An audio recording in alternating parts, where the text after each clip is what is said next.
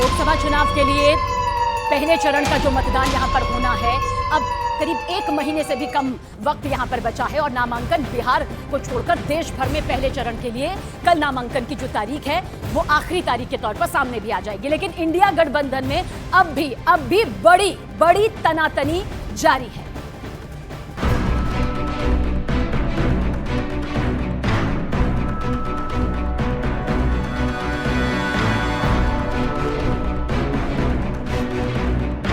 बिहार में 28 तारीख को पहले चरण के लिए नामांकन पत्र दाखिल करने का आखिरी दिन है।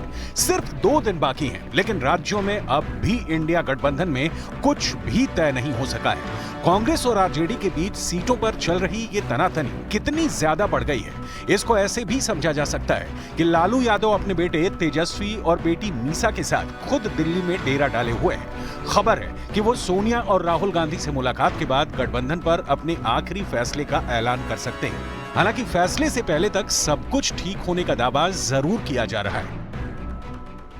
कांग्रेस को लेकर के कहा जा रहा है कि बातचीत नहीं आगे बढ़ रही है। अरे कोई दिक्कत नहीं है, सब आगे हो जाएगा सर। गठबंधन रहेगा सर, लोकसभा चुनाव में गठबंधन रहेगा सर। गठबंधन रहेगा आरजेडी कांग्रेस का। आपको डाउट है? आपको डाउट है तो आप गलतफहमी में जी रहे हैं।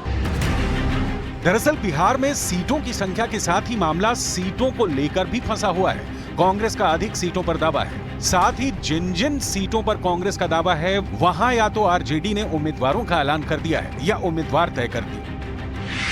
आरजेडी बिहार में कांग्रेस को समस्तीपुर, सासाराम, पटना साहिब, मुजफ्फरपुर, मधेपुरा और किशनगंज में सीटें देना चाहती है, लेकिन कांग्रेस 6 की बजाय 9 सीटों की मांग कर रही है।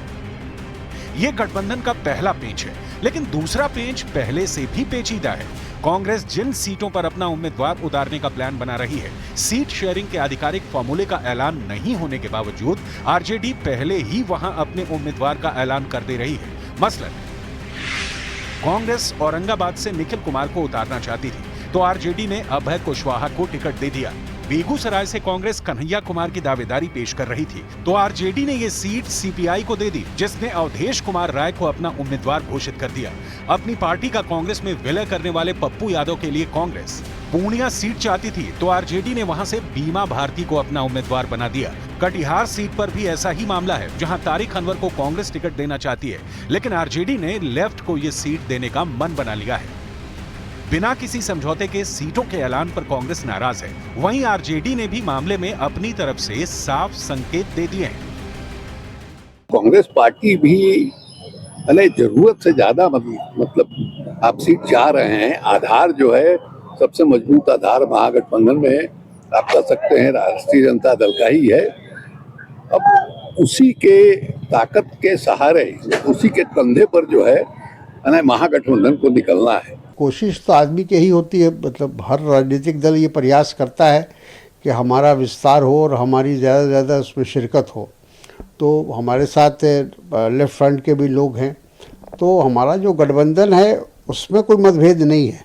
सीटों को लेकर थोड़ा ये कह सकते हैं कि खींचातानी ज़रूर है। खैर दोनों ही दलों में तलखी तेज है और अब आखिरी फैसला आना बाकी है। जाहिर है दोनों ही दल अगर अपनी मांग पर यूं ही अड़े रहे तो बिहार भी उन राज्यों में शामिल हो जाएगा जहां इंडिया गठबंधन के दल चुनावी मैदान में अलग अलग और अकेले ही नजर आएंगे।